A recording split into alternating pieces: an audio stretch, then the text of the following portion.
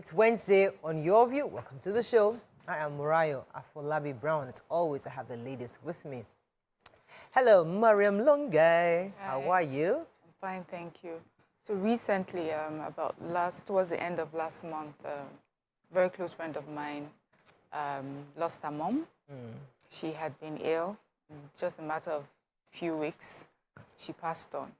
And I remember just struggling on how to express, my condolences for what she was going through. And I always find that very hard. Like when people are grieving, like, what do I say to them? I find it really, superficial to use those words. Like, I can't bring this person back. I can't really comfort the person. So I'd called her and she had said I should give her some time, and eventually it's okay to come and see her. And we sat down together, just the two of us, after I'd hugged her and went through the pictures of her mom, just her lives, the life and times of her mom. And I felt happy that I was able to be there for her in that way. Because for me, I've constantly struggled. Like, I go and I sit down and I just say these words, or I send you these words and I leave. I feel like I haven't really done anything. But, people say there's nothing you can really do but just share words of comfort. But I feel like I can do more. So I just wonder how you guys help people that are going through. Mine is worse. First of all, I run away. I can't deal because, like you said, I don't like to use those words. I feel like they are not deep. I'm not able to connect. I really don't know the right words to say. So the first thing is that I can send you a message. If you need anything, I'm sorry for your loss. If you need anything, let me know. And I run away. I give you your space. And then sometimes I give you that space and I forget to go back. Yeah. So I had my husband's uncle lost a son recently. And he was upset with me that I didn't call. But my husband understood I didn't know what to say. So he apologized on my behalf. And when we finally talked, he was now a bit better. And I was able to say, I'm sorry. I really didn't know what to say. That was a huge loss. Your own son, you're living and your son is, dead. So I think people just have to understand. But there are some people that I know where their mind is. And I know that there are a few words I can drop, they would get it. For those ones, I'll just drop it and I'll take myself away because I don't know how to be in your space. Yeah. I usually find it very difficult. I'm great. It's a morbid conversation. So let's it's part of life. Yeah, so I'm still doing my boo-boo sales. Yeah. And I want to appeal to my customers. Please send me pictures. They don't send pictures. They buy hair, they don't send pictures. They buy clothes, they don't send pictures. And it looks like I'm not selling. I've been begging them. No, ask They're owing me one video that I have like 5 pictures. Send to me, please. Customers. I know you guys are shy, you're professionals. You know that. And you keep coming back. That means you like the product. But send it so that when you come on my page, you see other people wear the outfits, not just me modeling it. Do you understand? I like your outfit. Thank you. TVC. Oh, lovely. Very colorful. Thank you. Thank you. How you doing? I'm doing well. Pretty happy. I don't know. I'm just happy. Show it. Cool. What? Show it. Cool. Hey, hi.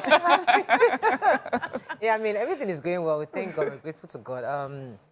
Also, I was thinking about something, but I didn't want to just go back to this morbid conversation, but it's a conversation we've never had on this table.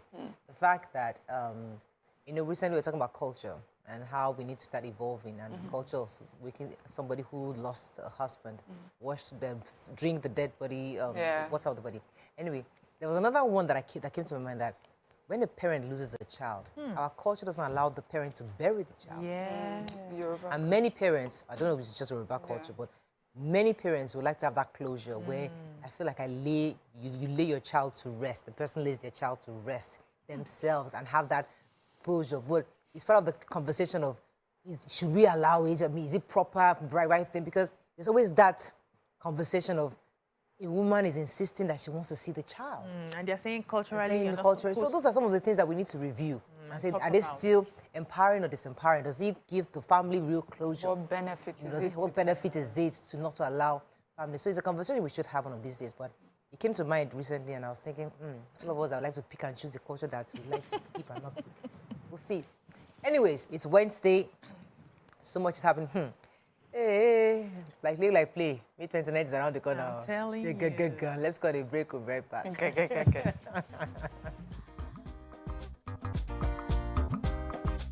Stay tuned. YourView will be right back. Okay, we're going to start with the nation. What Tinubu should do on security by IG, DSS, and NSA. Poll petition, INEC president-elect oppose live telecast.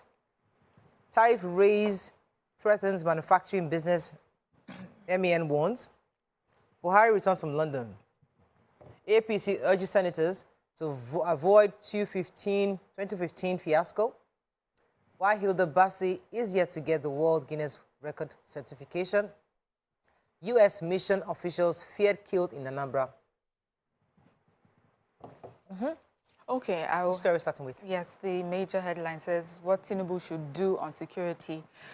So, as we know, that there's an ongoing induction program by the NGF, that's Nigerian Governors Forum, for re-elected governors and governors-elect, that ahead of the inauguration.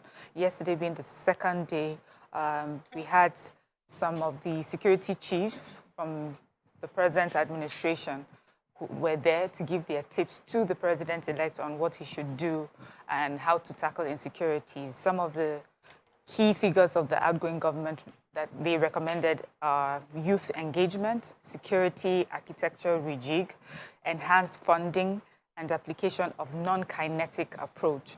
The IG was there, the National Security Advisor, Major General Monguno was there, DSS DG was there, and they all gave their other governors as well were there, and they all gave their 1 cent or 2 cents. Soludo says that he is very happy that the president-elect had made one of his campaign promises state policing, that gives him confidence, and so he's hoping to see that, being implemented. Some of the governors spoke about youth engagement, and all these are youth programs. Says it should go beyond just giving youth handouts, but creating for them an enabling environment. It should be more youth investment so that they can go ahead to create jobs and employment and wealth. They also called to the government to, especially in the north, to work on security, because it's important that we acknowledge the close ties that exist between security, economic development, investment, and growth. That, the lack of security is really affecting government expenditure. They're using almost all their budget on providing security, monies that could have been gone towards the development of the states in other ways, and so much more. So let's talk about Hilda Bassi for a bit. And, she just finished the cookathon where she did 100 hours, beating the former... 100 hours and 40 minutes. Yes. You have to get it right. Former person who did about 87 hours, 45 minutes. Now, Nigerians are worried why she had not gotten the certificate yet. But they said the British reference body on their website clearly outlined how the records are set and certified. Said after carrying out an official world record attempt in the presence of the independent witnesses and any other specialists, the evidence of the attempt and new record must be submitted with a cover letter and all other required documents for the records management team to review the application, the process, and then that can even take up to 12 weeks. So I think Nigerians need to, calm down on that. They also mentioned the fact that she didn't get a member of the Guinness World Records to be a part of the people witnessing, that might have, that is something that may be delaying. That would have fastened if a member of the Guinness World Record was there to, witness everything. But now they have to wait and go through the process. So Nigerians should calm down. I heard that they went to their page and they were just saying all sort of things. And then went to the other lady's page. No. We were really insulting her. Mess this up. And the girls insulting who? The previous... Yeah. No, no. Let's not mess this thing up for this. We really said a lot of unspeakable things. Let's learn to calm down. Nigerians, please. You see the face behind this message. They don't even have phones. We need to regulate social media. Manufacturers Association of Nigeria have said that they've asked the federal government to suspend the 2023 fiscal policy measures, the FPM. Now, the fiscal policy measure is a set of tools designed by the federal government to foster economic growth by expanding investment. By expanding investment in the public and private sectors, by diversifying resources from less desirable investments to more desirable ones. Now, they're saying that one of the major components of this FPN is the fact that excise duties will be increased, and they're saying that if that happens, that would have a domino effect on manufacturing and their revenue. They also use the example of the brewery industry, saying that they suffered a massive decline of negative 169% in profit before tax in Q1 2023. So all these excise duties would actually ripple effect on the Nigerian economy, that they should please suspend it for now. And I hope we'll see how that goes.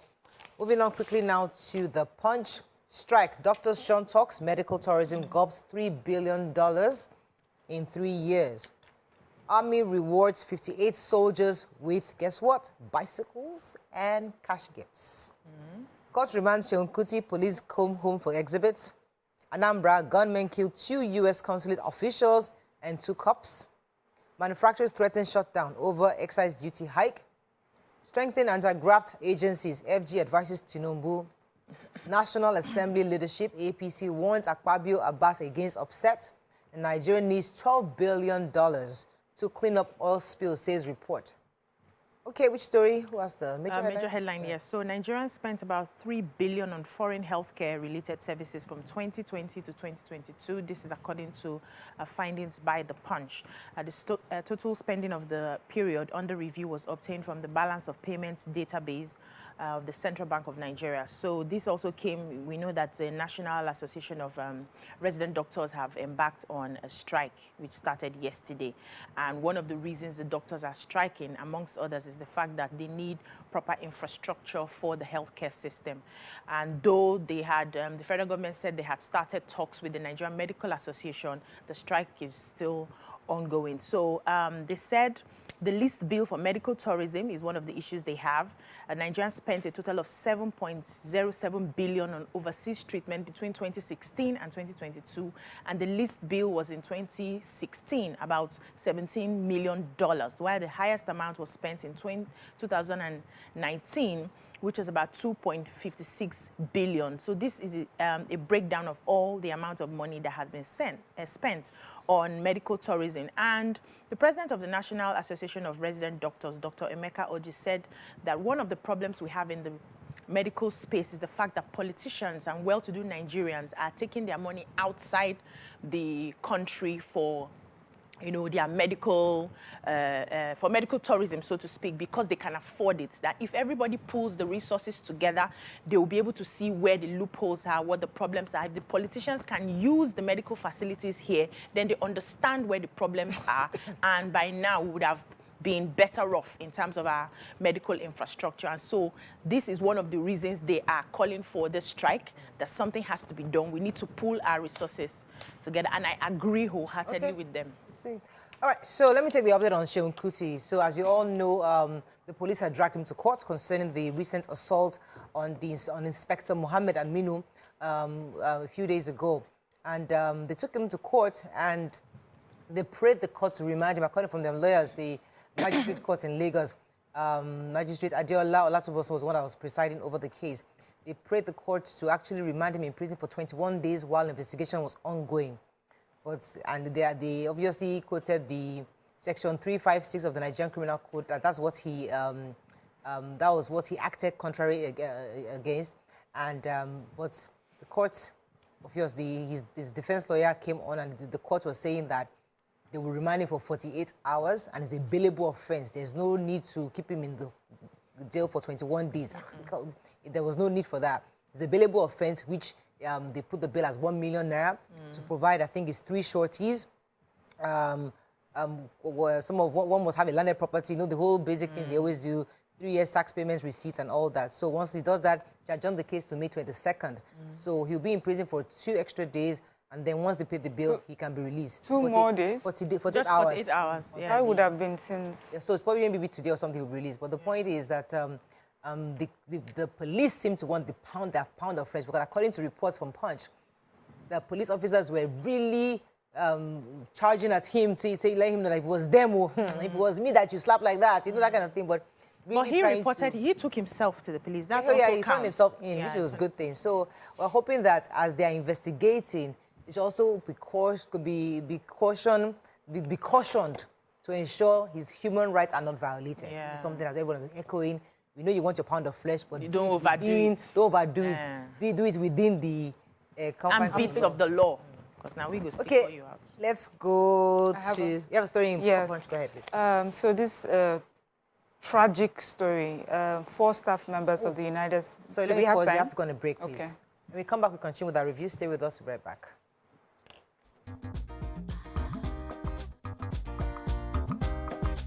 Stay tuned. Your View will be right back.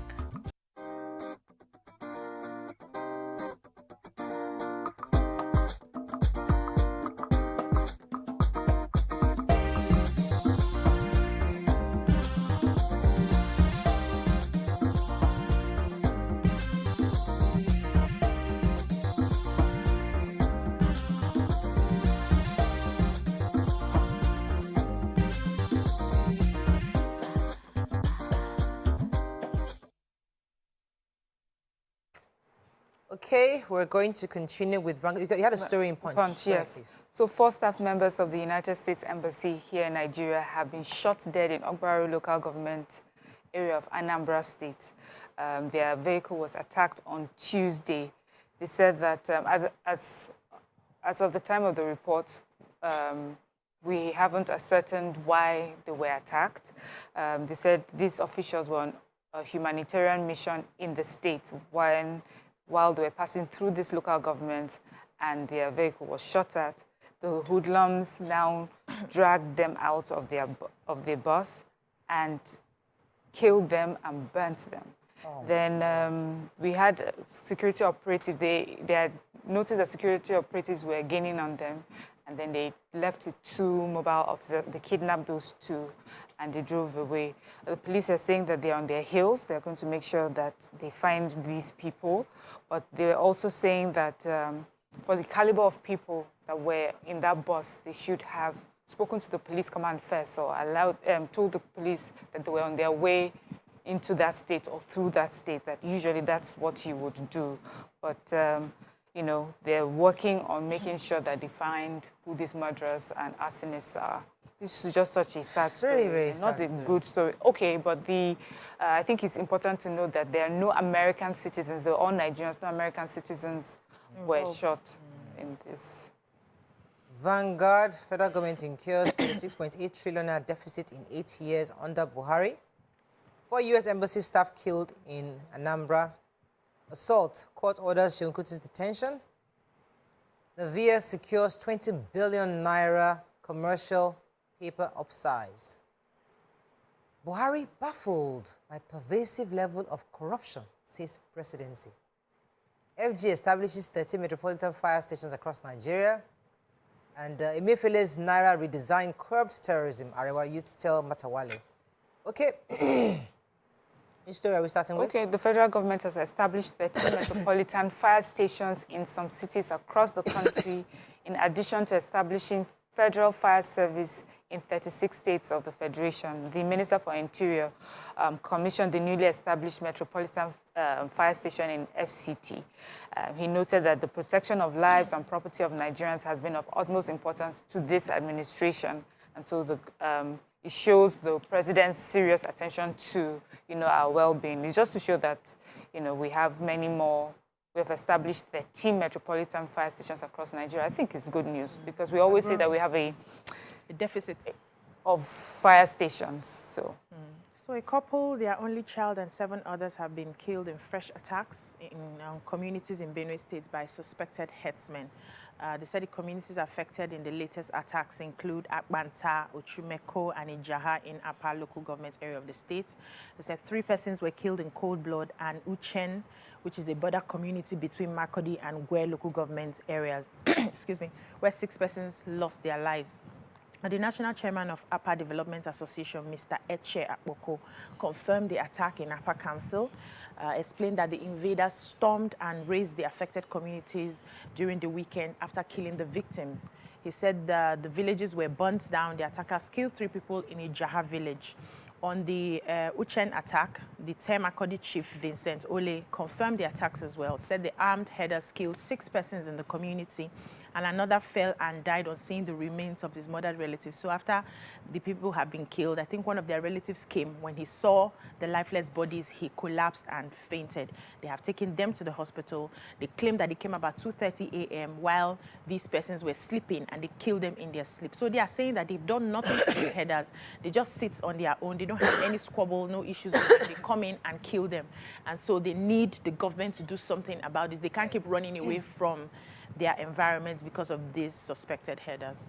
So Okay, so the special assistant to the president on media, Garba Shehu, was speaking yesterday that he's rather baffled that corruption is still prevalent in Nigeria today. That Buhari is above board. You know, he has always been above board, above issues of corruption, that he's not retiring to a stash of millions, that he goes to sleep peacefully, calmly every day. Even he, Garba Shehu, after they leave in 2 weeks, he will sleep peacefully because he knows nobody within Nigeria, or even outside Nigeria, can ever say that he has millions or billions stashed somewhere, or even Buhari, that he goes that, but he's quite baffled. And the best they can do as the executive arm is to prosecute and let the law take its course. That once they put you in the court proceedings start, it's out of their hands. The court will handle the rest. But he's quite shocked and baffled.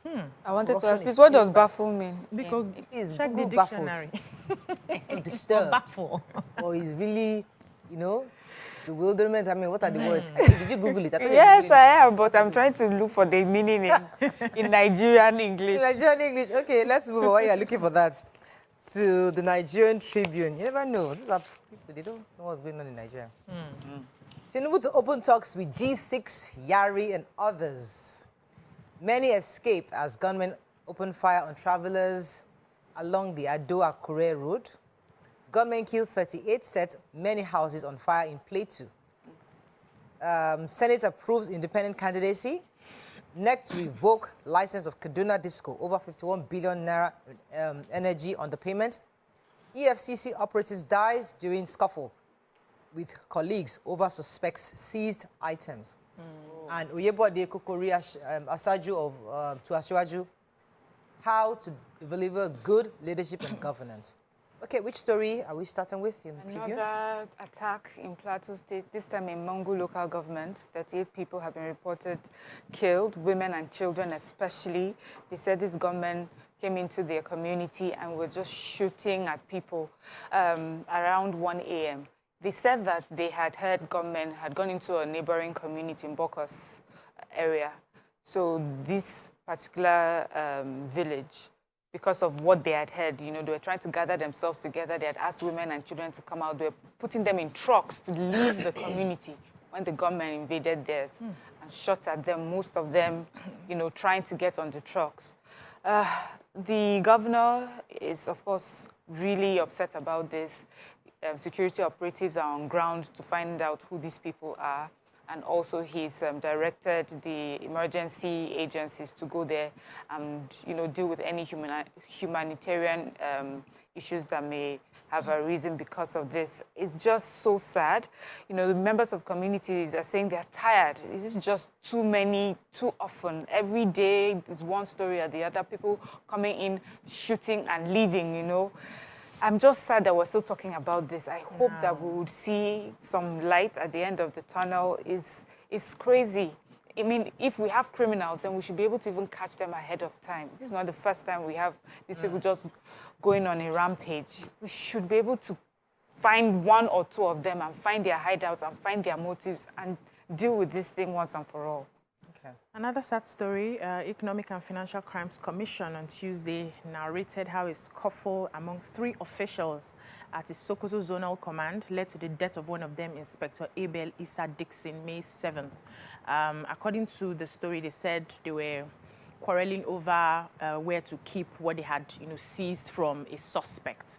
And that degenerated. They didn't give us the details of how it happened, but one of them lost his life. So the 2 officers are being punished right now by the EFCC. They have been suspended.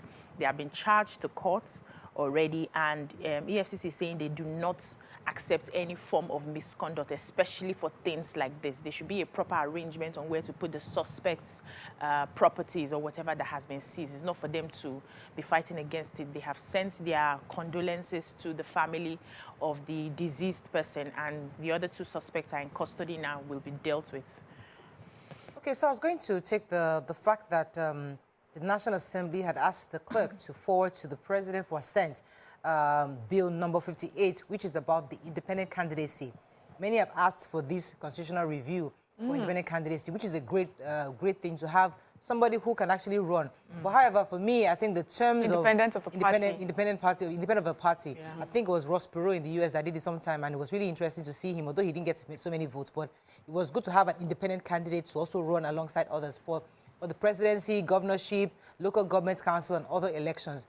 However, the requirements for this is still rather stiff because according to the bill, the independent candidate, he or she must obtain a verified signatures of at least 20% of registered voters from each state of the federation, provided that a registered voter shall not sign for more than one independent candidate in the respective. So it's still fine. I mean, but just that, you know, yeah, if you're going to be the president of a country, you should be able to get 20. Lead people, yes. People should want to follow you.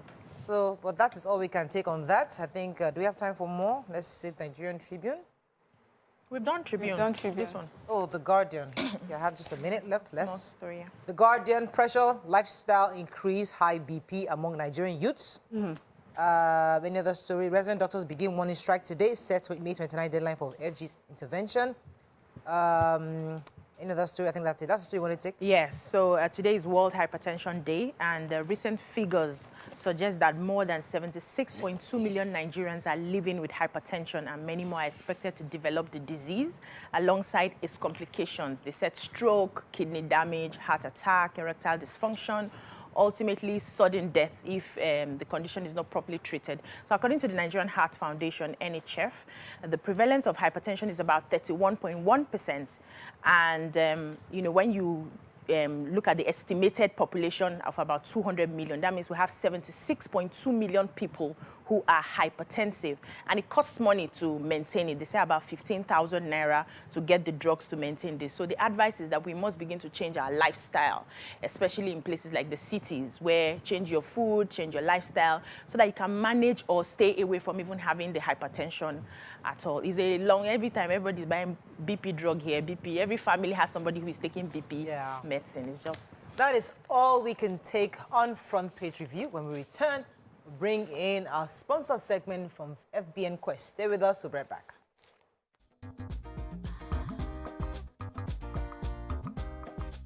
Stay tuned. Your View will be right back.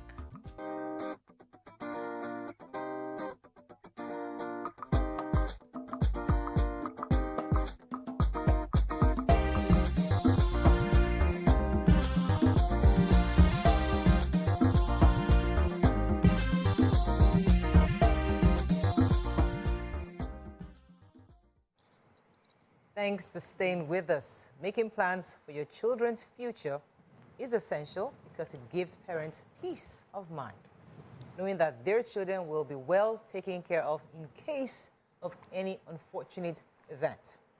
With adequate advanced planning, you will find comfort in knowing that your children's future will be well protected even if you're absent.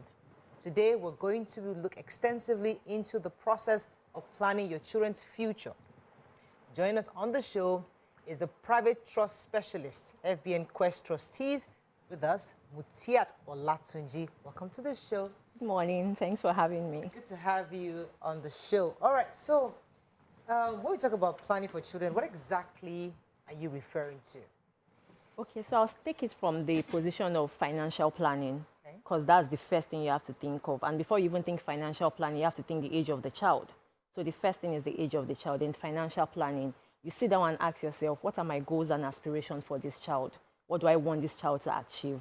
And this covers education, because yes, everybody says education is the best legacy, but you also have welfare and medicals. It's one thing to go to school, it's another thing to be in the right frame of mind when you're in school, and it's another thing to also know that if I fall sick, there's medicals properly taken care of for me. There's also the lifestyle needs as well. So all of this is what we tell parents to look at planning towards when planning for your child's future. Amazing. So when I hear planning for the child's future, I usually would say it's for people who have the resources to plan. Because if you're in a space where you're earning just the bare minimum, so to speak. You don't even have enough to feed today. Talk less of planning, and we just hope that God will somehow take care of these children.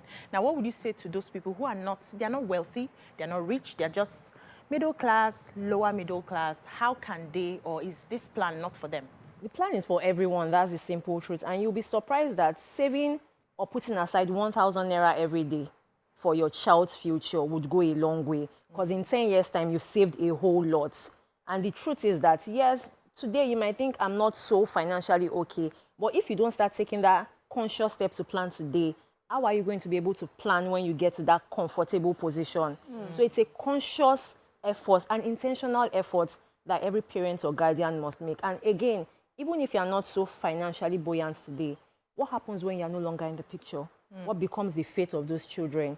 Do you want to leave them to relatives and friends to start crowdfunding for them to be able to attain the basic, which is the simple thing that children are supposed to have, which is education? So start small. That's what we tell people.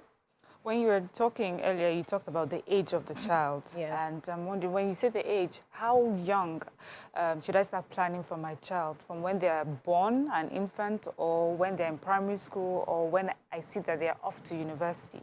When should I start, and what would the plans look like for each child at different stages? Okay, I think you should start planning from conception. Because if you ask me, the moment you find out you're expecting a child, you start picking baby names.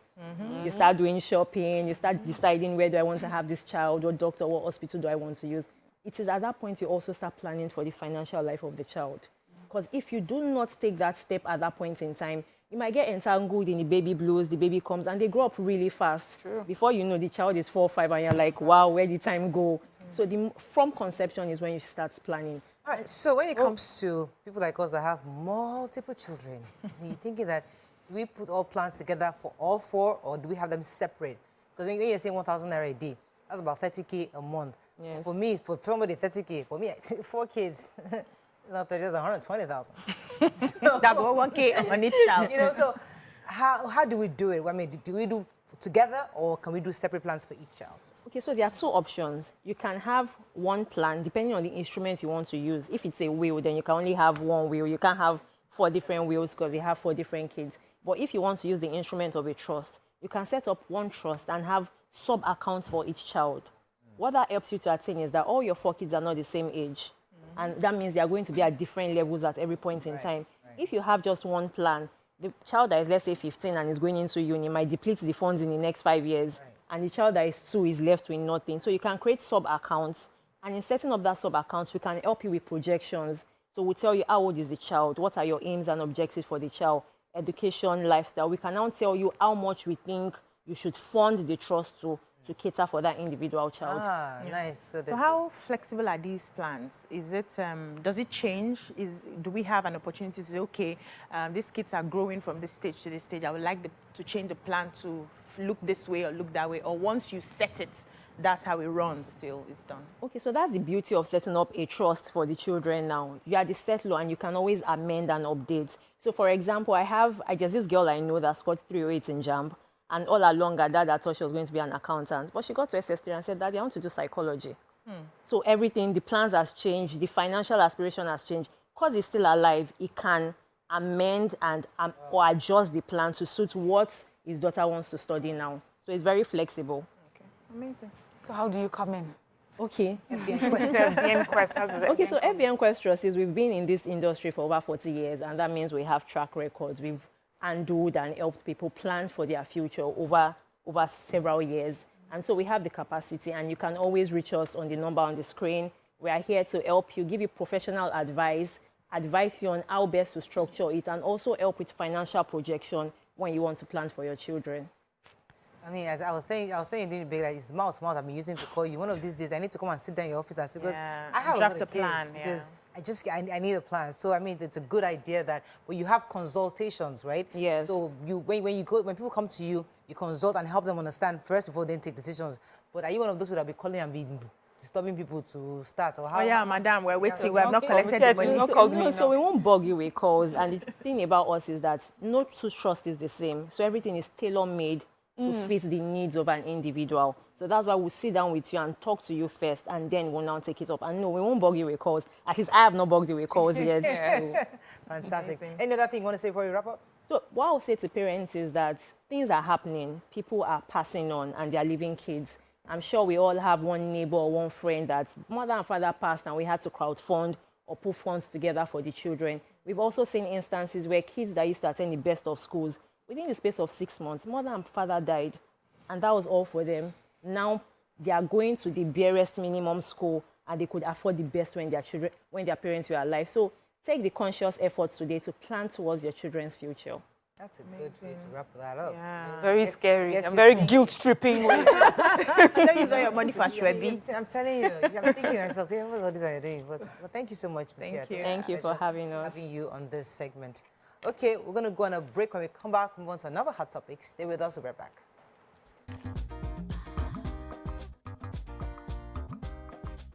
Stay tuned. Your View will be right back.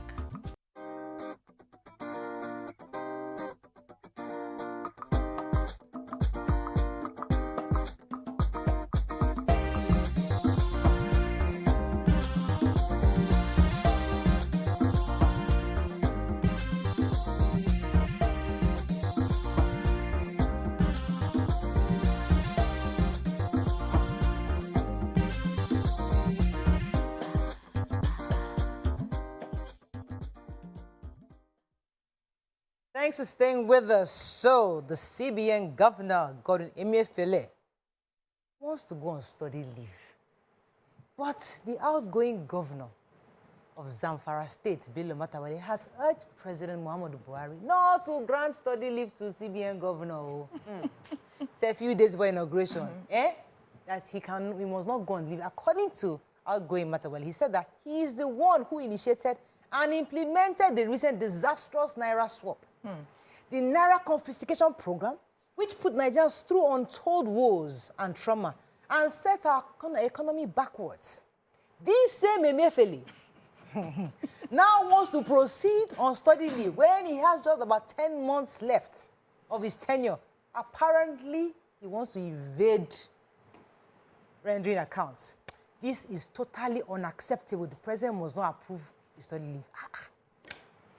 Please, what is wrong in the whole governor of CBN excusing himself to improve himself on a study leave? Why are Nigerians complaining about him going on study leave? Let the man go. He wants to even go before the new administration comes. By the time I'm he in comes London. No. It seems like he doesn't want to be around when the new president resumes. Make the no come and use his Emefiele. Either way, what are your thoughts on this? Why are they disturbing Godwin Emefiele from going on study leave?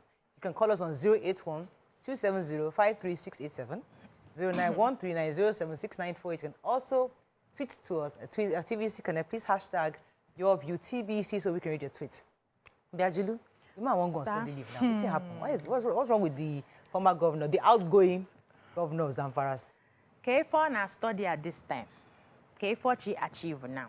You have gotten to the apex. What are you studying now? Not afraid they stay in one place. Let us know what you have done and how we can move out of the things that had backfired from your policies. So this shows that a lot of Nigerians are still hurting from the monetary policies the CBN governor had given us in the past, how many years? I think 8 years. He did 8 years. Yeah, well, I think about 8 years, yes. That he has given, so he has not finished, he still has about 10 months. It was the most recent one that we were complaining about. Yes, the most recent policies, but it's not just this one. This one touched the whole of Nigerians. Business people have always complained about the policies, policy changes. Forex. Some Forex, you are not able to get Forex to, get in your products. There are people that would have access to Forex, others will not have access to Forex. You have to, queue in the bank. You don't get the official rate. You have to resort to the black market, which makes the products very expensive for consumers. So everybody has been hit, one way or the other by the CBN policies. This last one hits even the local market woman that did not even know his name before. So Nigerians are still hurting. Businesses are still struggling. A lot of businesses closed down.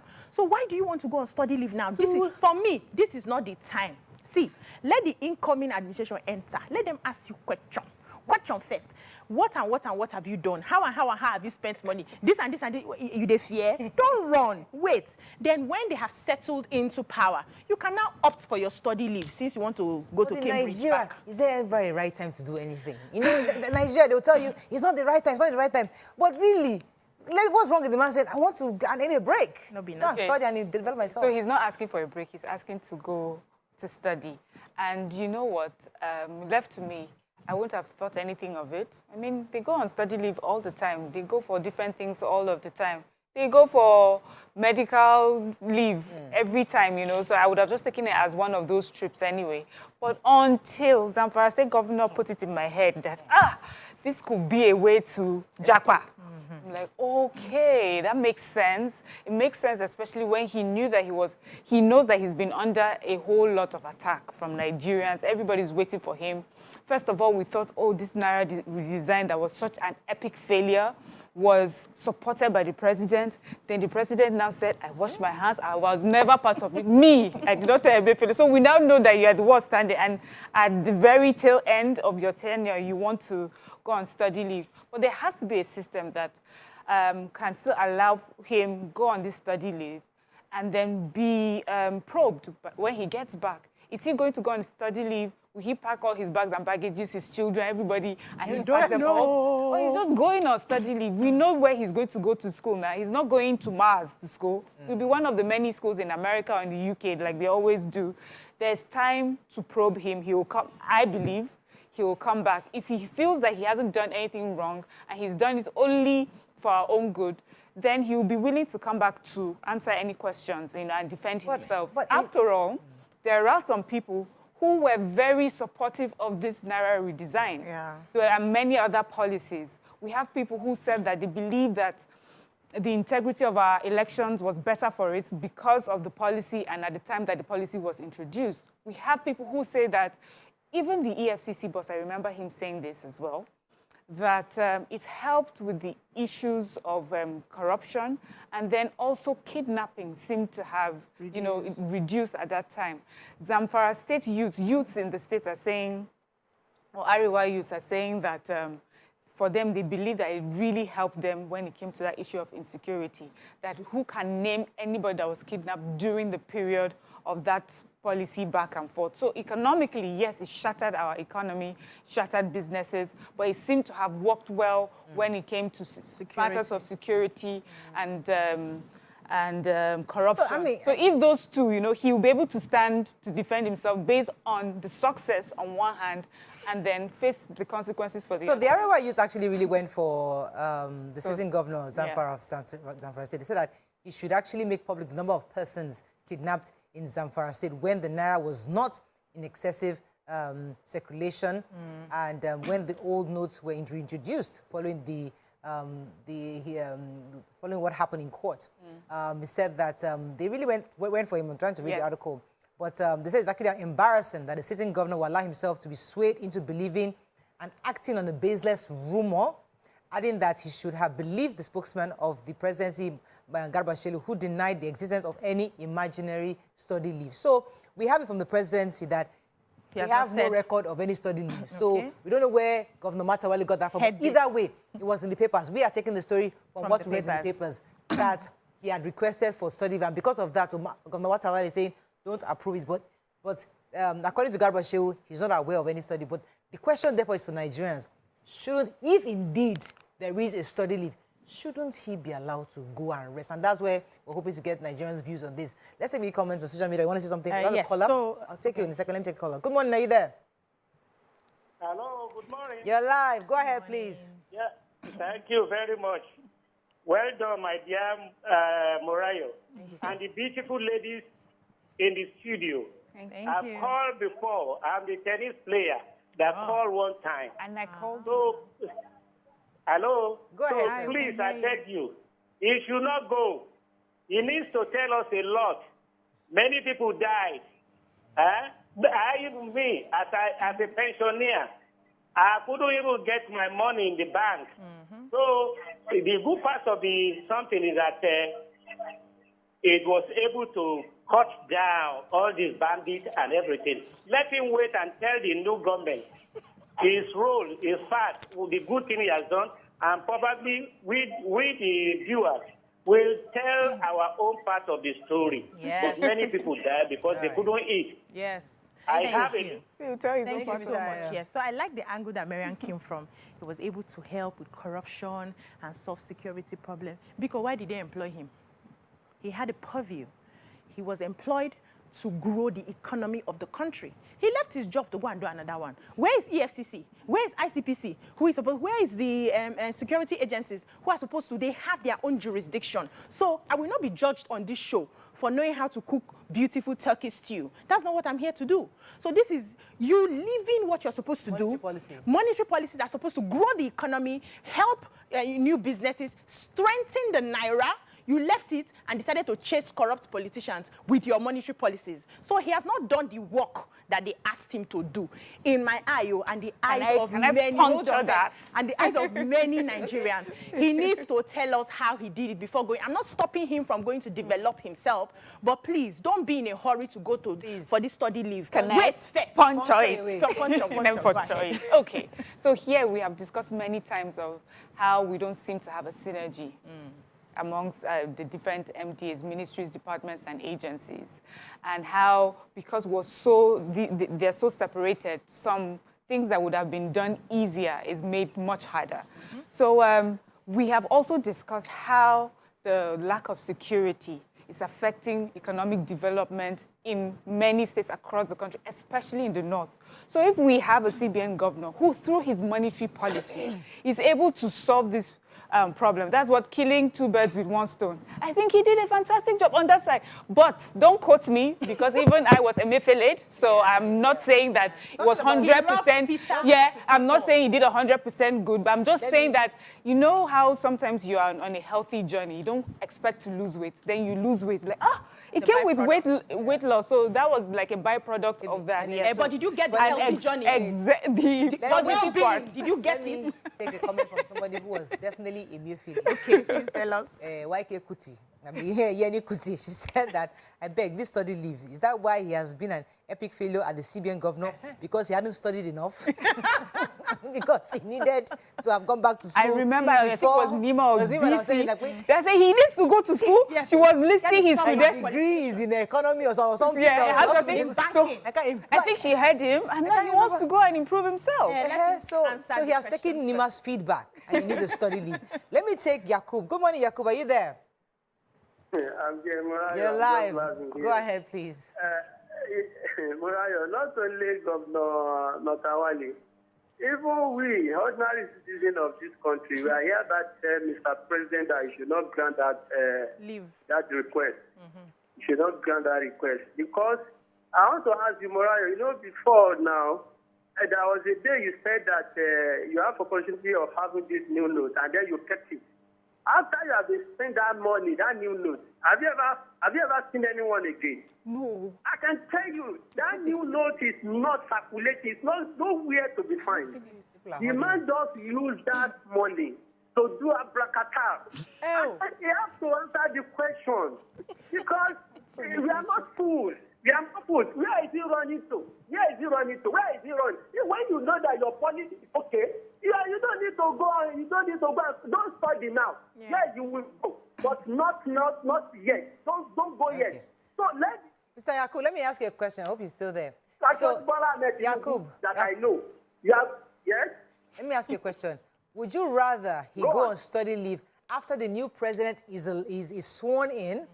Maybe then he has a meeting with Emefiele, and then if he finds that he is not guilty as charged by public opinion, and they allow him to go on study leave, would you rather that happen? Yeah.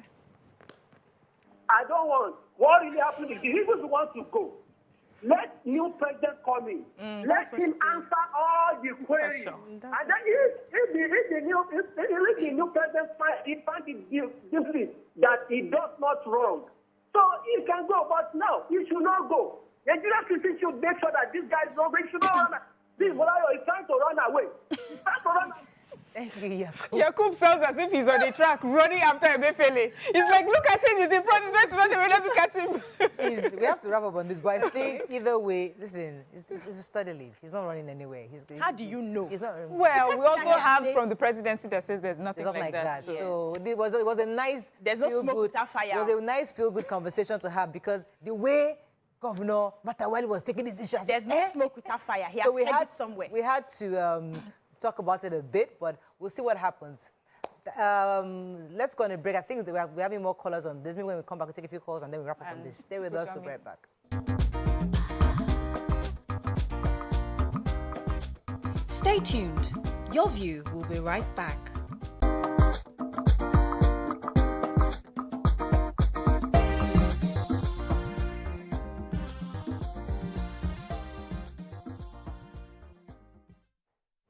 Thanks for staying with us. All right, we're still discussing Godwin Emefiele, the CBN governor. We have a call from Sheon. He's from Ikeja. Good morning, Sheon. You're live. Yeah, good morning. Good morning, our ladies of your view. Great job you're doing. Thank you. They say sinner run when the one is pursuing. Emefiele should do online study. Yes, let him do online study. They can't run now because we want Tinubu to. When he comes, we don't want all this drama. So he should stay so that we can ask him that question, and then we will teach him. If he doesn't know, we will teach him what to do because I think he still has 10 months to go, and I trust the president-elect. I know, he is a finance person. He will teach him. So he should not go anywhere. He should go and do online. Thank you. Interesting. I like that. You should do online. But Governor Matawalle, yesterday we condemned Governor Matawalle because his people were praying on Saturday for God to help them pay salaries, to speak to the hearts of the governor or the government, to pay their salaries. So it's possible that Governor Matawalle is really angered. He lost an election because of this Emefiele man's policy that did not allow him to pay salaries. That now that he has lost, because that was the grounds on which he lost that election. Yeah. Part of the grounds. So maybe it's from that anger. He's saying, PMB, you must not approve this leave. This is not going anywhere. We must catch you red-handed. What it is you did in this policy. But what else? Let's see the comments from social media. Ibrahim B says if he wants to go for study leave, he's free to do so. After all, there's no problem adding to his knowledge, but he should rather go to Unilag than traveling out of the country. Adekemi said he should wait and answer necessary questions before proceeding on any leave. He won't run. TG Abdul says, before he goes, let him take a walk without security in Idumota and Oshodi markets. And Hassan Asayla says, Emefiele will be an ex-officio in a few months. Whether or not his policies worked, he needs to be on ground for a seamless transition. Yeah. Right. Cashless policy is good, but the implementation was Let me take this call from Shola, calling from Ikuru. Good morning, Shola. Are you there? Yeah, good morning, Mariah. You're live. Go ahead, please. Good morning to everyone in the studio. Good morning. Yeah, I see no reason why Emefiele should be running out of the country now. Did he say? Fourthly, you see, I'm one of the persons that actually supported that policy because I know that policy will be a good benefit for this country. If truly he has good intention for introducing that policy, I think he should stay back and defend that policy before new government. We know we are not able to achieve their aim with that policy, and that is why he's running out of this country. So he should stay back and defend it. Probably Ashiwaju may employ him to continue with that policy. Yeah. Thank you. Thank you very much. Chris Waneri says Emefiele should be arrested and jailed because he must pay for the blood of all the innocent and impoverished Nigerians that he shed due to his senseless and shameful policies. Study leave my foot. Adeoyo Ladayo says, Auntie Miriam, he should not go at all. He will not come back. Oluwaseun says he knows that if he resigns, the FBI, CIA, EFCC, SSS, DSS for him. Fadi Kifuta said he needs to study how to chop breakfast last. Otumba Karim said PMB would rubbish his administration if he grants Emefiele any leave. Governor Miller has about 10 months or so on his tenure left, Waiting the man won't study again. After he impoverished and killed Nigerians with his obnoxious policies, he's trying to jack my angry. And people are really People are still upset. Aduashun says it was a good policy, but wrongly dispensed. Dame Ebika says, then he should answer to EFCC Abi. If his hands are clean, then no need to fear. Okay, we have a caller. Let me take Tunde. Good morning, Tunde. Are you there? Hello, Tunde. You're live. Yeah. Muriah is talking. Yes, go ahead. Well, good morning. Good morning. Yeah, Muriah, good morning, and the pretty girls. I think Emefiele should not be allowed to go because she should be charged for crime against humanity. Oh. Again, a lot of people have lost their jobs. You can imagine MDL, they lost 10.71 billion in the first quarter of this month. Lots of companies have pulled up. Yeah. You can imagine that daughter in Lasso that died just came to collect 5,000 naira. That's a stupid. You should charge. They should not allow you to go anywhere. Yeah. I know you just want to run away. That's the gimmicks. Like all these politicians, but they are caught for corruption. They always fall sick, and they like to travel abroad. No, it should not be allowed to go. Period.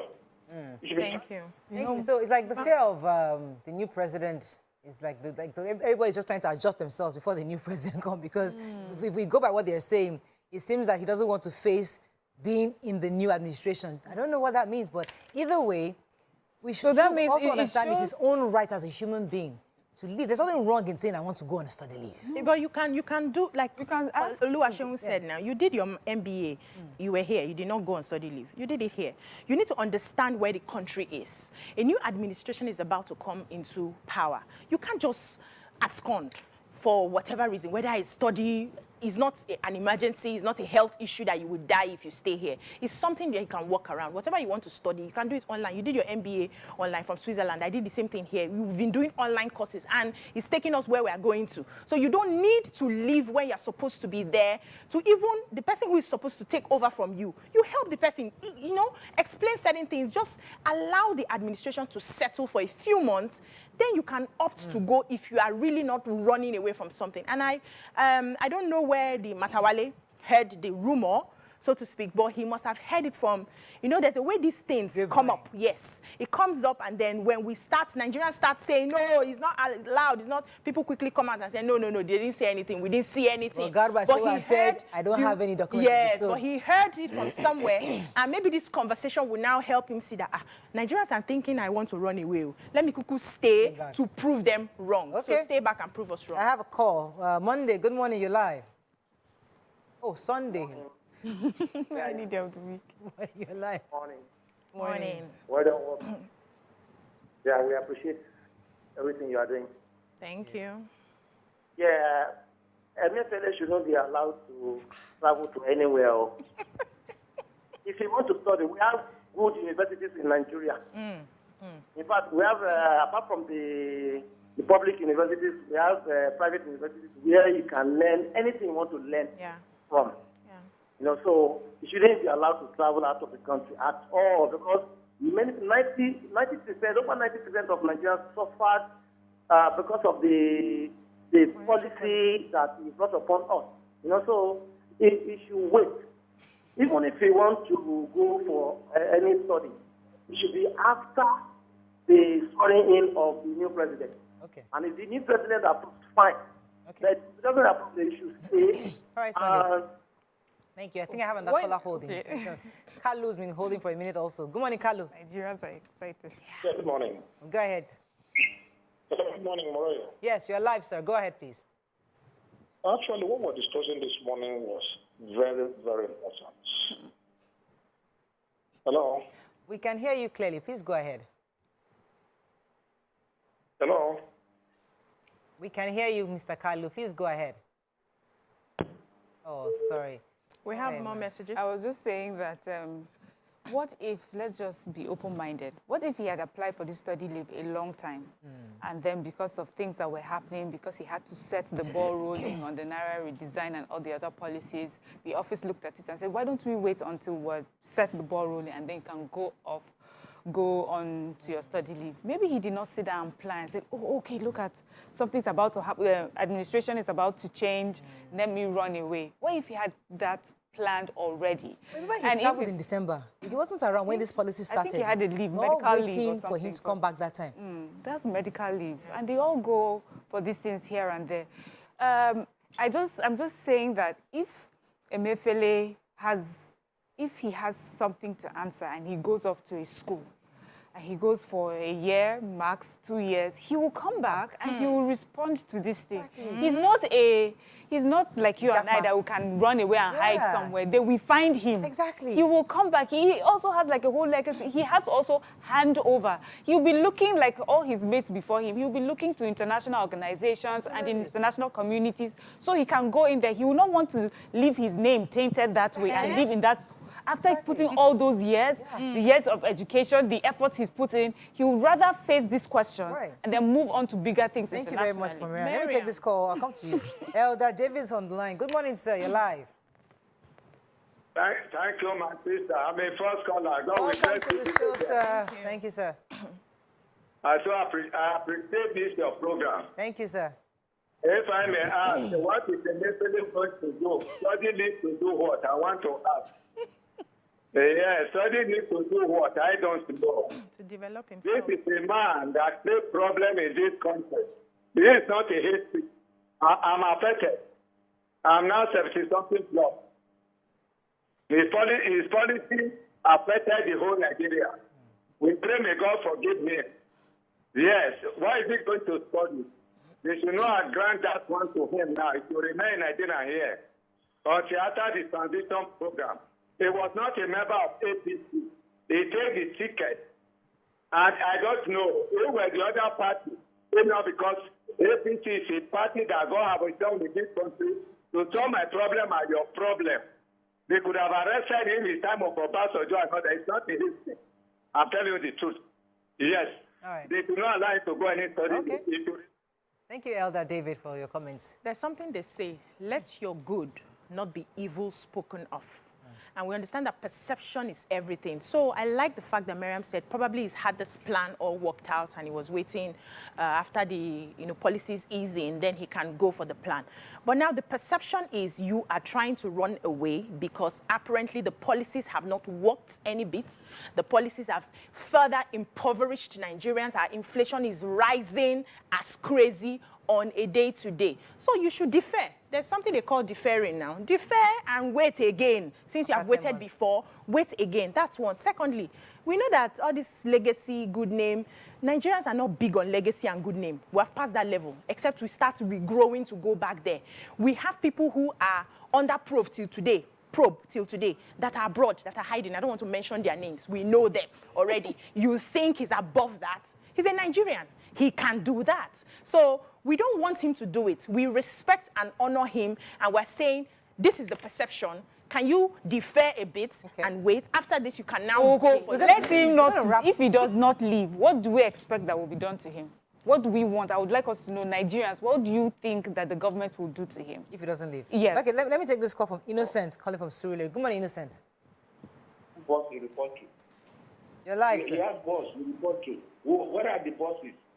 They are just calling him, like every bank has a manager and a director. Before the manager decides, he must have asked the director approval. Yes. So what are the approved it for him?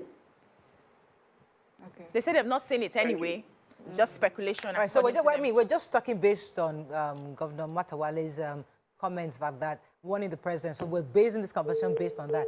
You're going to say something. Yeah, you asked the question. I was saying, what do we expect that the presidency, the new administration would do to him? Because he will be allowed to answer the questions. Sometimes you make policies and you had good intentions, and then it's just that there were fallouts. Some things did not work out well. What do you think that the appropriate punishment would be for him? that is so bad, that he's so afraid of it, that he would rather destroy everything that he's ever worked for and run away? What do you think they could So do? we don't know the gravity of what he has done. The probe would expose it. We're saying if you're really innocent, so it may not just be about the policies. There may be some money exchanging hand and other things happening that we don't know. But the probe and investigation, because of that position that he's holding, would expose all of that. And if he's innocent, nobody will punish him for what he did not do. So can you kindly wait, let them do the investigations, the probing, help the administration to settle into the policies that you have put in place, then you go for your study leave. And evil man runneth when no man pursue it. So Nigerians if you're are not evil, asking, don't run. So Nigerians are asking for a probe. I mean, it's like, well, let me take this call from Amin. He's calling from Port Harcourt. Good morning, Amin. Good morning, my sisters. You're live. Go ahead, please. My name is Amin, and I'm calling from Port Harcourt. Yes.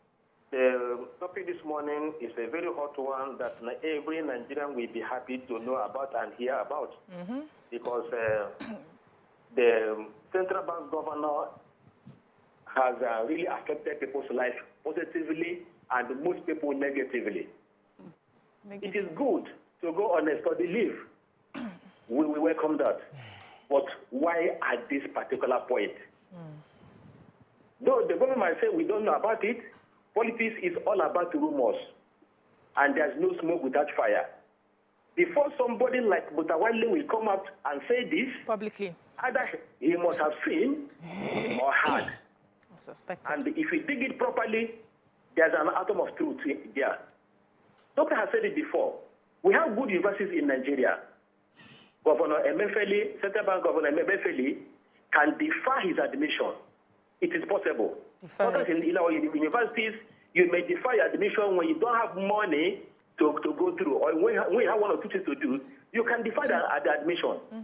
Let him defer his admission and let this new administration go into power. Then after some time, then let him go. Okay. Thank you, Thank you very much, Amin. Mara, why are we waiting until, if Nigerians feel so strongly about the probe of Emefiele, why are we waiting until there's a new government?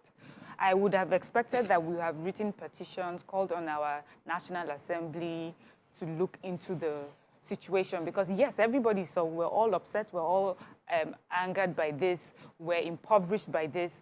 We feel so much, but we're waiting on this new administration. Because our current president, his mind is in Daura. That's one. He's not even going to try to. He's right now. He's just got from London. Well, let's set the ball rolling. Yeah. So, but we're starting the ball rolling now by informing the new. No, if not for Zamfara State Governor, wouldn't have said anything. Would have just moved. So maybe the reason why this outcry is saying like this is, since we know that our president is already in Daura. Yes. This new one that is coming in that is definitely ready to work, hit the ground running. Part of the hitting the ground running is to have a conversation. Yes. Probe. Then we also know that these policies had the backing of the president. Whether he comes out to say my hand is not there or it's there, your hand was there in the beginning. They told you what they wanted to do and you signed off on it. So how far do you think the probe will go now when he's just about to go?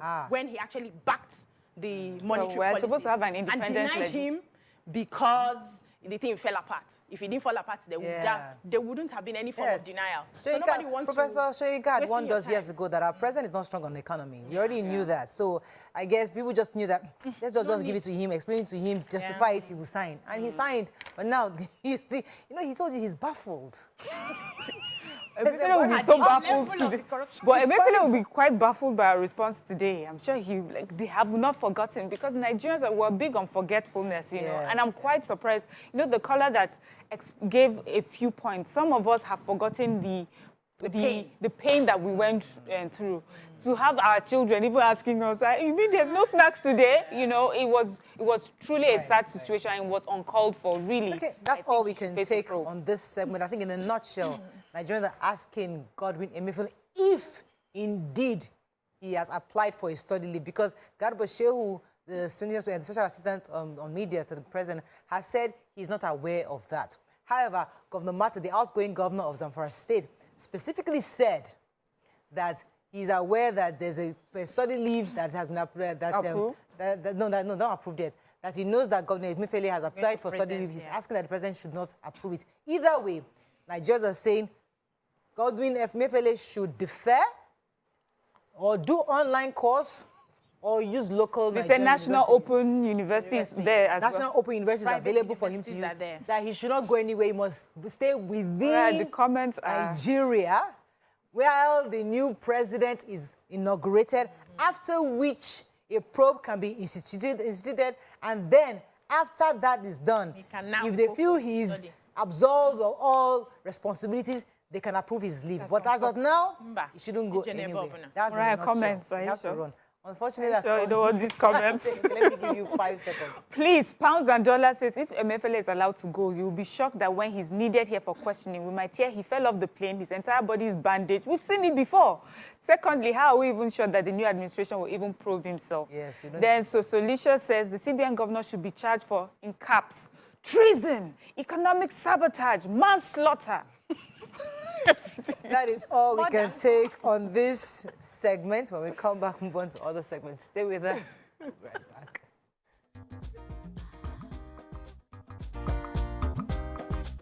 Stay tuned.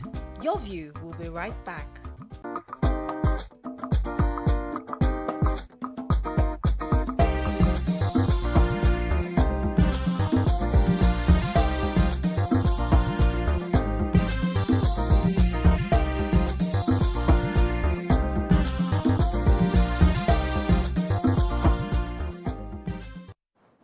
Thanks for staying with us. So one of our features on Wednesdays is to discuss about business, empowerment, women. We bring in women that we love.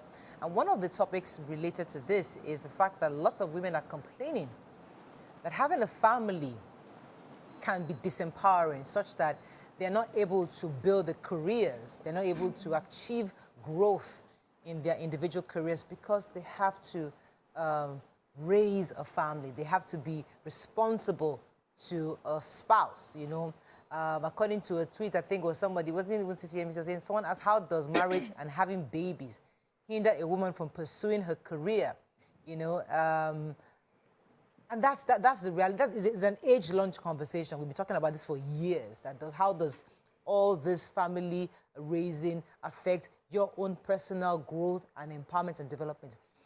When we want to talk about it, we think to ourselves that, okay, we haven't been disempowered in any way. For whatever reason, we have partners that have encouraged us, but lots of women are not in that space where in fact, it's possible that we could have even achieved much more if we weren't married. You know, it's possible that maybe by now would have been so global that we're speaking on a global audience, which we are actually. But the point is that we could have done much more, maybe if we were single, or maybe we didn't have to have it, or maybe not. What are your thoughts on the fact that people have said that family responsibilities always hinder women in achieving their career growth? You can call us on 081-270-53687, 091-390-76948. You can also tweet us at TVC Connect. Please hashtag YourView TVC so we can read the tweets. Mariam? So I would say that this statement that was made is not always true. And it's not always true for everyone, but it's sometimes true, and it's true for a few people, and a few of them that I know. There are some people who are doing very well now, at least maybe to an outsider looking in, thinking, look at them, they're on TV, they are speaking their minds, they're able to, you know, do what they love. But until you come closer, maybe I really just wanted to be a movie star. And there's some movies that the timing I had to be on set, some of the things I was expected to do in expressing my role, my husband didn't like that. And I knew that if it wasn't for my marriage, I would have gone ahead and pursued that. And so maybe what you're seeing is someone who has compromised and adjusted her dream in such a way that, you know, it's respectful of the relationship that she's in. So that could also be true. And having done that, found that, oh, even though it was not my initial idea, it's working quite well for me. I'm loving it. I'm able to do this and still go back home to my husband and my children. But there have been some really sad stories. I know of someone who met me and said, do you know this particular job you're doing? I really wanted to do it. But my husband told me, never. She says, every time I watch people, I feel a little tinge of sadness because this is what I really wanted to do. But and I'm like, so what are you doing now? She says, no, she's not doing anything. She's at home. Her husband takes care of her. But she really wanted to do that. So my question is that a bad thing? Because sometimes we make it look as if compromising is a bad thing? Let me let you respond to that. So, like I said in the beginning, when I started, I said I could be doing something different from what I wanted to do, but today I am happy. Yeah. Even though I had compromised, even though I've adjusted my dreams, but it just so happens that where I am today, I'm happy. I'm happy, and I'm getting the support of my husband and my family to do that. So for me, it's something I'm happy about. But there are some people that it is not always a happy ending. They'll always have that little regrets. I know I could have done better somewhere. I know I could have done better if I didn't have these children to think about. Right. I know I could have gone further if I didn't have this husband to think about, this marriage and this home to think about. There's some people who, we've taken, as you said, we've discussed this over and over again. There was a time we talked about a couple that had gotten married and the wife got a better job that was taking her out of the states that they were in. Yeah. And it was really early in their marriage. It was maybe a few weeks into their marriage. And the husband was like, I'm not going to do this. I'm not leaving this place. But she said, if we move, I'm going to get higher pay. And this is something I've always wanted to do. This is a promotion for my career. But they could not take it. So that marriage, broke up because he was not willing to leave his own safety of the job that he has, a life that he's built in this state for you to chase your dreams. So women have had to constantly adjust and compromise, but it's not always bad news. Some people are actually happy for it. Okay. Yeah, so I think it's not the marriage and the children that limits us. It's the limitation of our mindset.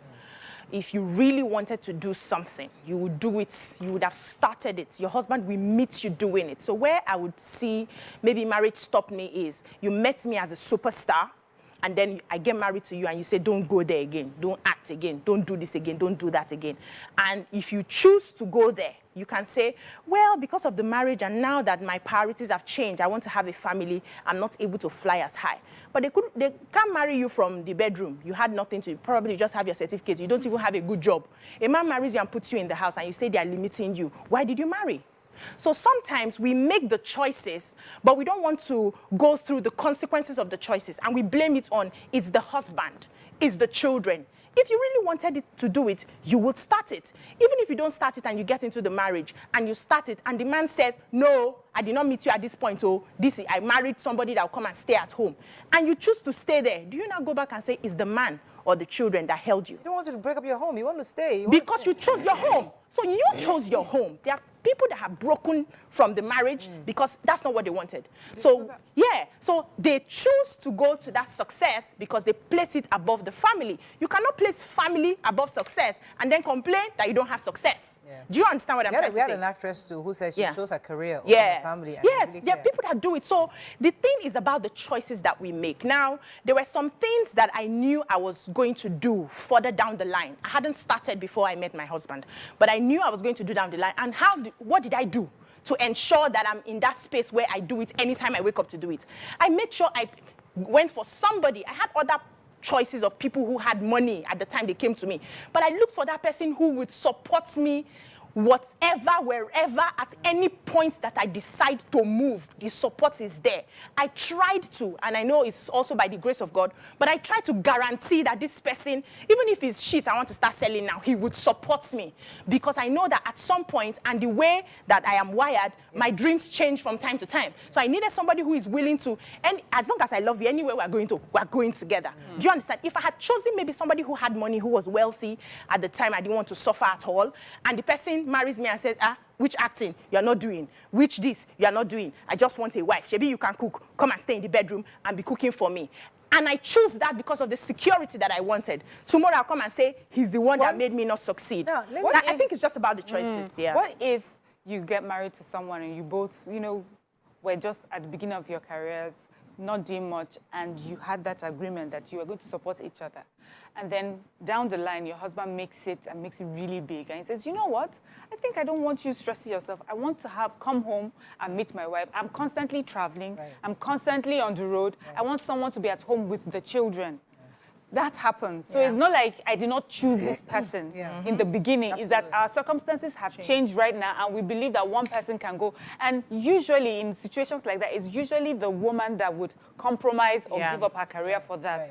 And even if she were to ask women or people outside, they would think she was crazy if she insisted on pursuing her career. Well, you already have a husband who's willing to do everything for you. All you have to do is just lie down and wake up, and everything is there for you. What are you fighting for? Women actually make those sacrifices quite often. Recently, Mariam, I was driving through, excuse me, I was driving through Admiralty from the beginning, and I was looking at all the stores, and what came to mind was like, most of these stores are owned by women who probably had bigger dreams, but they had to settle for, open a shop on Admiralty, have this, you know, like, because these are women who probably wanted to be astronauts, so wanted to solve the world problems, wanted to travel around the world, they wanted to do more bigger things, but they've been asked by society or by family or by husband, like, let me just open you a shop now.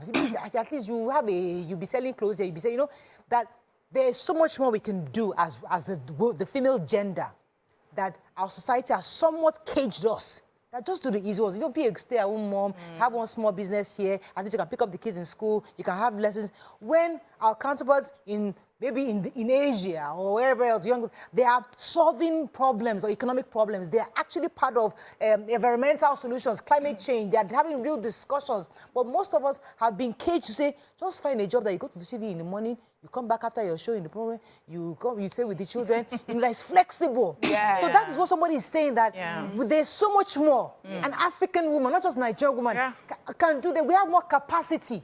But because of this culture of fine flexibility, I resigned from my own job in 2019 because I'm like, you know what, I gotta have, my kids are growing, I want to have kids, let me do it, you know, upon everything. Did you still have the time there? You still took on another job. But the point I'm trying to make is that the bigger picture in this conversation that we're not looking at? Okay, the bigger picture for me is nobody can stop you except you stop yourself. I like the angle you came from. You people agreed, but then one person is now making more of the money and traveling, and they say, okay, woman, you know, two of us cannot be traveling together. You sit back and take care of the kids. I've seen such arrangements where after the kids get to a certain age, you start your dreams. After they've gone to boarding house, they've gone to the university, you start your dreams. There is nothing you can, there's no age limit to what you can achieve. The thing is the willpower to do it. So we're waiting for somebody to pamper us into our dreams. It's not going to happen. You have to fight for it. When I met Oga, he said, every other thing you're doing, I'll support you. Acting, I don't want. Me, my first passion and dream was acting. But my father refused. Every other person I meet refused. But in my mind, I say, well, just love me enough to follow me. When I'm ready, I will go back to it. And when I was ready, in fact, I took his piece, I took my piece, I was sad, I was depressed, I was manipulative, I did everything I needed to do for him to just say, just to make you happy, or you go and act. But you know, now that you're starting as a married woman, there are certain places that you cannot, or certain roles that you cannot take anymore. I am willing to do the sacrifice because at least I am living my dream. Even if I act only on web series or TV series, I'm acting. I don't have to get naked on screen and kiss to be an actor. Do you understand? So we limit ourselves and we blame the other person. I've seen people who their husband said, you're not going to do it. And after a few years, they just realize, for this woman to be happy, oh yeah, do it. Okay, but now we have to agree. How do we do it? You're going to say something, Mariam? Yeah, I was just going to say that is also true for some people. But it's not always. I'm so sorry. Let me pause it. So, yeah, Carlo's been holding for a minute. Good morning, Carlo. Oh, I'm so sorry for keeping you. I do apologize. Yes, I mean, what the picture you just painted is true for some people. There are some people who, in fact, in marriages today, the husbands are saying, go out and be something, do something. They're constantly encouraging. And they're saying, you know what, I'm happy where I am. I just don't want to do much more. I just want to be the mother at home, take care of the house. So that is true. But because of the topic, right, on the table, which is women who are in careers and who have said, you know what, because I didn't want to compromise on my success, my career, I've had to jettison marriage and children. Or the women that are talking now are women that are saying, you know what, I know that I would have gone further if not for my marriage and my career. it's not a bad thing also when a woman makes that compromise, because, you know, you're saying that it's a choice you made from the very beginning, the kind of partner you picked, the kind of, you know, people, as we live life, we're constantly making compromises, we're constantly making adjustments, you know. We cannot see much farther than 5, or, you know, we make plans towards 5 years, 10 years. And so we are making decisions daily as we go for today, hoping that it takes us there. But people are realizing that, okay, this marriage thing, this child thing comes with a lot of responsibilities. And there's some places I need to go and how far I need to go. And it would be wrong of me to almost punish this man or these children that I've decided to raise right now, because I know that there will be a time I will be chasing my career. I will be a bad mother. I will be a bad wife if I decide that I must do this because society expects me to do, but my heart is really in chasing my career. Let me take this call. Kalu, I think, is back. Good morning, Kalu. Sorry for... Yeah, good morning, Moreno. Please, go ahead. Moreno, it's like we're missing it here, 100%.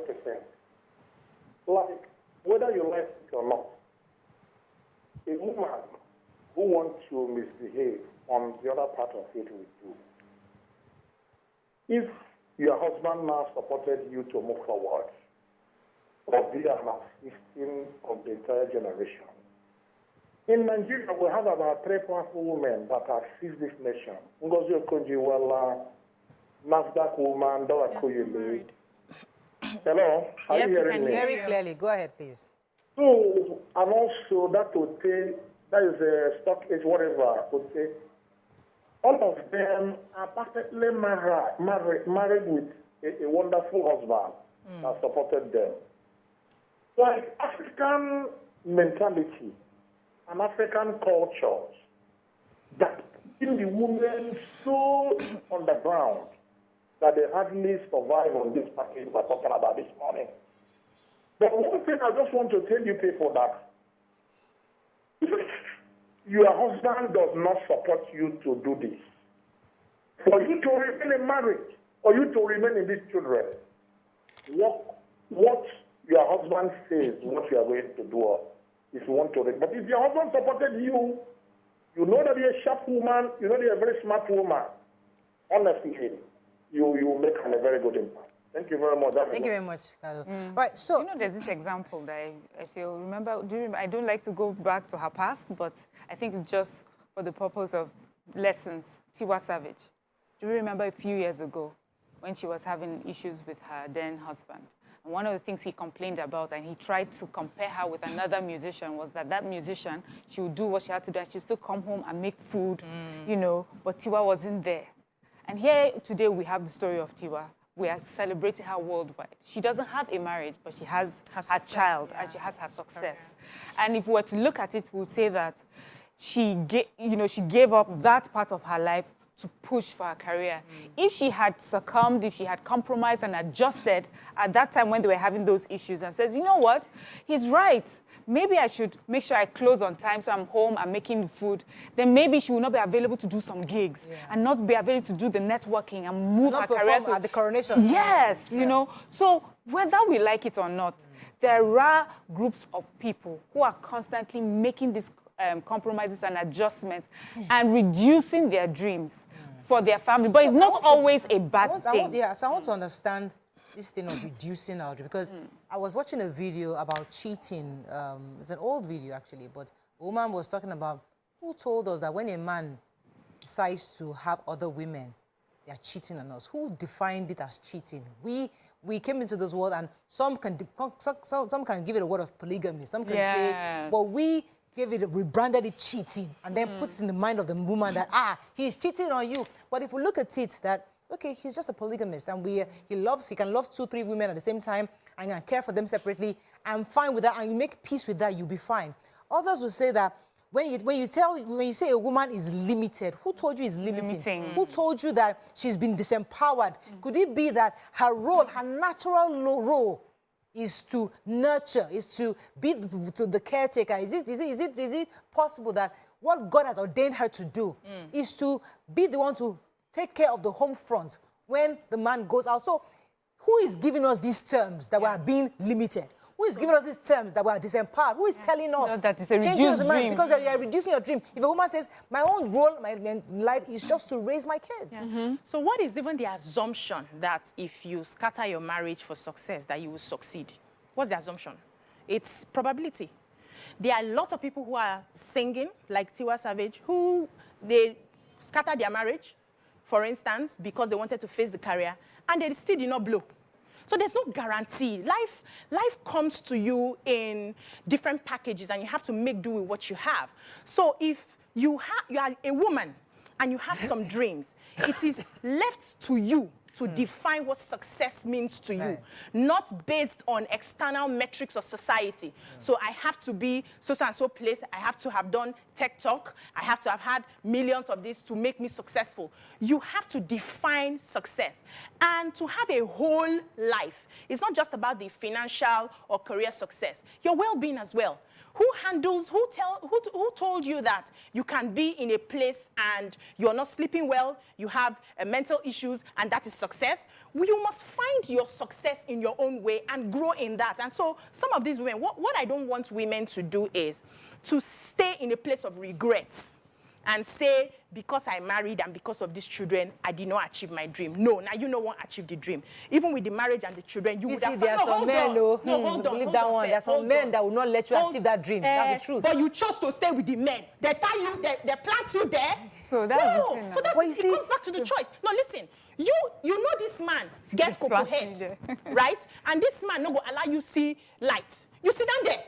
When they come back after how many years, they complain, say it's because of the man and the children. But you chose the man. You sat there. They didn't plant your feet because there. Maybe he was a good father, and you don't want their children to... So the point is you enjoy the good fatherism and the fact that you want your children to have a whole life, and then you complain that you don't have success. Yeah, that's compromise about... Successful in that aspect.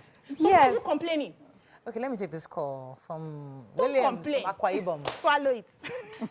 Williams from Akwa Ibom, you're live. Good morning, ladies. You're live. Go ahead, please. Good morning.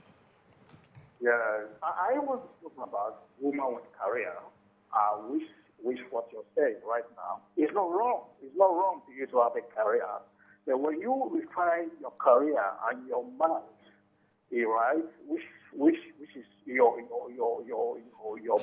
pay calling, because automatically as a married woman, you must have a vision to build on yourself as well as your home. But in your process of you processing your career, to the level, how did you refine the time limit between your home, which you need to keep as a family, right? Where maybe you have children growing up. William, I really tried to hear you. It's so muffled. I'm hoping that those at home heard him. I didn't hear him at all in the studios. I'm not sure exactly what he was saying. You're going to say something. I wanted to add something small. Please. So I had this friend of mine when I was just starting out my marriage. And she told me, then I was staying in Awuyaya. I was pregnant for my first baby. When I come back, she takes care of me. She told me that her only dream, there's this book, Gifted Hands. I think Ben Carson told me that her only dream is to raise her children to success. That's her only dream. This woman is talented. She's a great cook. She sings powerfully. She can, I know she can be an actress if she wants to. But her only dream in this life is to nurture and raise those kids. She says she's not doing any job. She's not taking any job. She wants to be like that Gifted Hands mother. At the time, I was very young. I didn't understand what she was saying. I was upset. So I had a conversation with my husband. I said, how can you just wake up and say your only dream is to raise your children? My husband said, yes, so that's her dream. And if she succeeds in building successful children, she's happy. I don't want to hear her tomorrow say, because of my children and my husband, I did not do the things I wanted to. That's the point I'm trying to make. Okay. So if you choose this sacrifice, enjoy. Okay, so let me, I don't want to use puncture, but let me give you another scenario. This story that you have said, let's say you met her and she told you this story. And then a few years down the line, because she married a husband who couldn't be there for her, she had to compromise on the dream of raising children to go out and look for a job. It happens. Yeah. This is my dream. I want to just be at home and raise these children. But unfortunately, my husband He's struggling. He can't get a job. I'm still the one that has to go out. So now I'm getting a help to do the job that I really, truly wanted to do. So it's not only about when someone even misses a career. Sometimes I'm not able to be there to be the full-time housewife or mother that I want to be because life happens and I'm making a compromise. I'm adjusting my dreams. So it happens both ways. We just need to, I think we need to appreciate the fact that there are people making sacrifices, making compromises, making adjustments, not because they are lazy, not because they are looking for someone to blame, not even because they are overly regretful, but just to say that this is something that happens in this world. Things will happen, you adjust some things, and it's okay sometimes to do that. And sometimes in adjusting and in compromising, we find new joys, we find new things that we're happy about, and we celebrate. But that does not mean that we have not compromised or adjusted or made sacrifice on something. Because sometimes also people who are trying to justify why they don't want to get married. So I don't want anybody to come and copy my style. You see, you feel still not blow, even without the man. What if it's not about blowing? What if it's about my peace of mind? So some people on it. So some people, because I mean, some people will say that I don't want anybody to stop me. I don't even want somebody telling me what time to wake up, what time to do this. I want to be by myself. Time to and if that's your choice, that's what I've heard us say so far. Let us stick to it. But however, I want us to also acknowledge that there are some women who have dreams and desire. They have things they want to do, but they're making that choice, as you said, to stay back and not do it because it's their own choice. Therefore, they don't want society to condemn them either, saying, "Oh, you're limited." Because I had a conversation with a lady who sold me sports, but she's probably watching today because she watches the show. She was saying that Mariah, one of the regrets she has is the fact that she didn't follow her career. She was just raising her kids. She found out later, many years, that her entire vocabulary was shut down, sit down, don't stand up. You know, that everything she was, even when she's talking to friends, it was all the same vocabulary she used for children that she was using for her friends. And she just had to listen to herself, like, you know what, I need to take my life back. So it now took her saying back to school and trying to get things. So I understand that people feel that way. Yeah, there is no age limit to what you can be and what you can achieve. So just plan per time.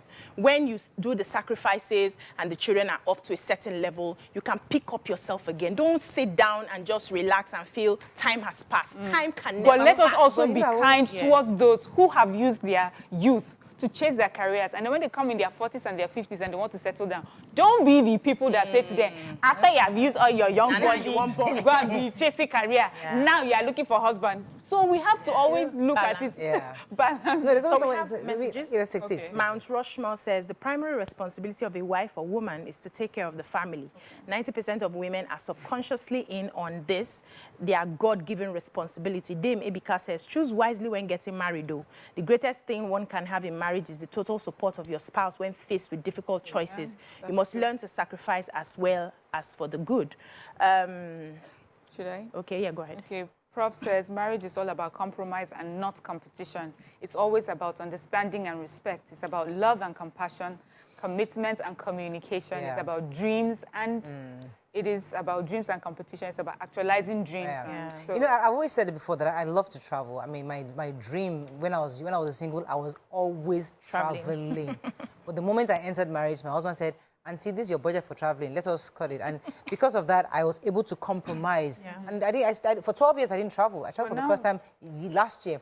And I find that, you know, I was telling myself recently, because I was trying to get the kids to travel for summer, just to go somewhere, go to Abuja, or go somewhere within Nigeria, you know. And it's a hard task convincing Oga to, let me buy a ticket. How can you, what's the calculation? How much are we going to spend, you know? And it's frustrating. So imagine I was a woman who's like, you know what, after all this whole kinikon, I want to now live my life. Okay, it's after, you know, some women are like that.